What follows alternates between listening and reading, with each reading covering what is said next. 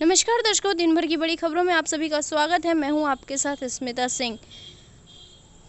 खबरों को जानेंगे विस्तार से, लेकिन उससे पहले कुछ मुख्य सुर्खियों पर नज़र डालेंगे। लेकिन इससे पहले कि आप चैनल पे आए हैं और नए हैं तो इस चैनल को प्लीज़ सब्सक्राइब करें और बेल आइकन ज़रूर दबाएं ताकि मेरी नोटिफिकेशन आप तक ज़रूर पहुँचे सके।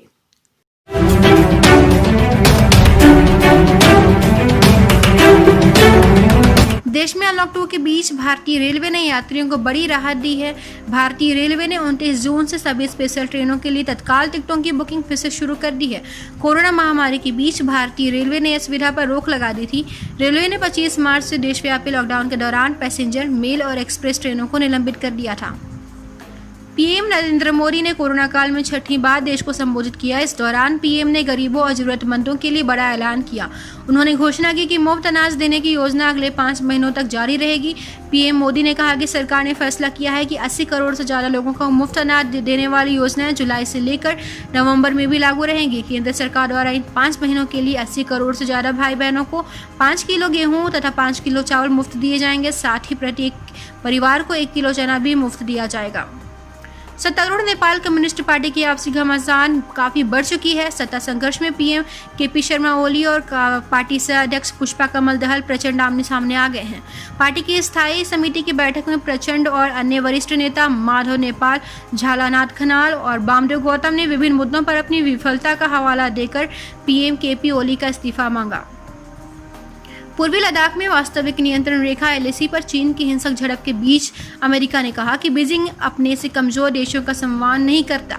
अमेरिकी राष्ट्रीय सुरक्षा सलाहकार रॉबर्ट सी ओब्रायन ने कहा कि चीनी कम्युनिस्ट पार्टी और उसके महासचिव शी जिनपिंग के नेतृत्व में चीन से जो खतरा उत्पन्न हुआ है उसे समझने में दुनिया ने देरी कर दी है। उन्होंने कहा कि इस मामले में अमेरिका से भी चूक हुई है। अमेरिकी विदेश नीति चीन की कम्युनिस्ट पार्टी की चाल को समझने में नाकाम रही। उन्होंने कहा कि पूर्वी लद्दाख में जो कुछ भी हुआ वो चीन की क्रूर नीति का एक हिस्सा था। उससे दुनिया को सबक लेने चाहिए। भारत सरकार ने राष्ट्रीय सुरक्षा का हवाला देकर टिकटॉक सहित 59 सोशल मीडिया ऐप को बैन कर दिया। सरकार के ऐलान के बाद ऐप स्टोर से टिकटॉक को हटा दिया गया है। लेकिन अगर आप टिकटॉक के पुराने यूजर हैं और आपके पास कई सारे वीडियो पॉपुलर टिकटॉक पर प्लेटफॉर्म पर मौजूद हैं तो आपको परेशान होने की जरूरत नहीं है, आप इसे डाउनलोड कर सकते हैं। भारतीय स्टेट बैंक एसबीआई ने चुनिंदा शहरों में योनो शाखाएं शुरू की हैं। अपने ग्राहकों के बीच डिजिटल बैंकिंग को बढ़ावा देने के लिए बैंक ने यह कदम उठाए हैं।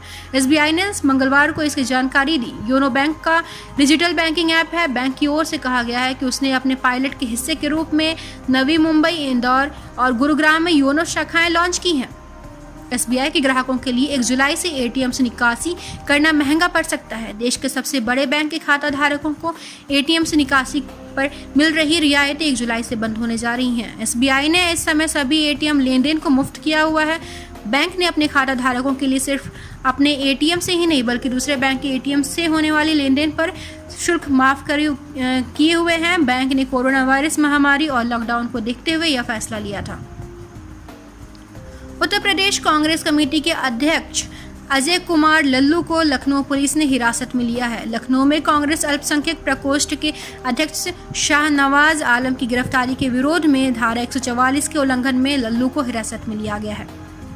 दिल्ली एनसीआर में गर्मी और उमस का दौर मंगलवार को जारी है। सुबह से ही उमस गर्मी का दौर है। इस बीच मौसम विभाग के अध्यक्ष ने बताया कि दिल्ली में अगले 3 से 4 दिनों में ज़्यादा बारिश होने की संभावनाएं नहीं है। उसके बाद बारिश में कुछ बढ़ोतरी हो सकती है, खासकर उत्तर पश्चिमी भारत के मैदानी क्षेत्रों में। कोरोना वायरस के कारण दुनिया में 5 लाख से ज़्यादा लोगों की मौत हो गई है। दुनिया में सर्वाधिक संक्रमण के मामले अमेरिका में सामने आए हैं, जहाँ सर्वाधिक मौतें भी सामने आई हैं। बिहार में मानसून 3 जुलाई तक सक्रिय रहेगा। इस दौरान राज्य के अधिकांश जिलों के लिए मौसम विभाग ने अगले 72 घंटों के लिए अलर्ट जारी किया है। मौसम विभाग ने राज्यों के अधिकांश जिलों में भारी बारिश के साथ ही वज्रपात की भी संभावनाएं जताई हैं।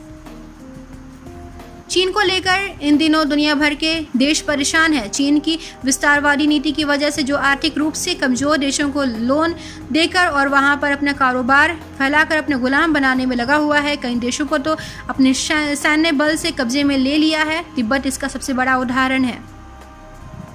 इसी बीच ऑस्ट्रेलिया ने एक बड़ी घोषणा की है।